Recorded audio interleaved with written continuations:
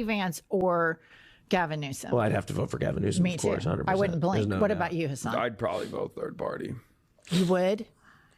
Oh, yeah. I mean, at that point, it doesn't even matter. Like, Hassan Piker said that in a hypothetical 2028 election between J.D. Vance and Gavin Newsom, he would vote third party. I would like us all to breathe, and then I'm going to tell you I see where he's coming from. This is not me saying don't vote Democrat in 2028. This is me saying it's February 2026. It is way too early to be giving away the entire game. We don't owe any singular candidate blind allegiance more than 2 years before the election.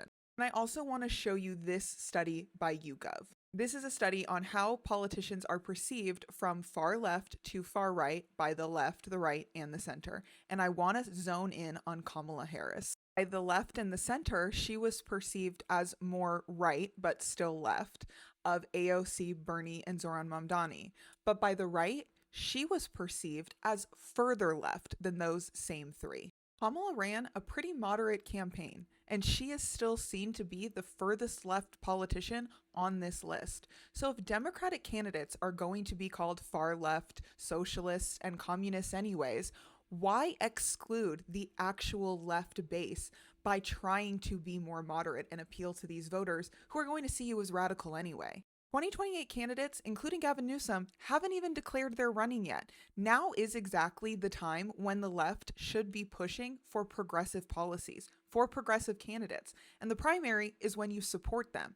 But capitulating early and saying, well, we're going to do blue no matter who, how do we ever actually expect to have progress within the Democratic Party? There are a lot of extremely valid criticisms of Gavin Newsom. And as a born and raised Californian, he has either been a local leader because I grew up in the Bay Area, or my lieutenant governor or my governor pretty much my entire life. Gavin also has a lot of strengths, including how he responds to MAGA, how he responds to Donald Trump and trolls J.D. Vance. It's incredibly effective. As someone who actually does want the Democratic Party to go back to the progressive ideals it once said it cared about and actually be the progressive leaders in this country, we need to push them now. We need to push them in the primary, because once the candidates are locked down and we're in the general election, we lose a lot of leverage.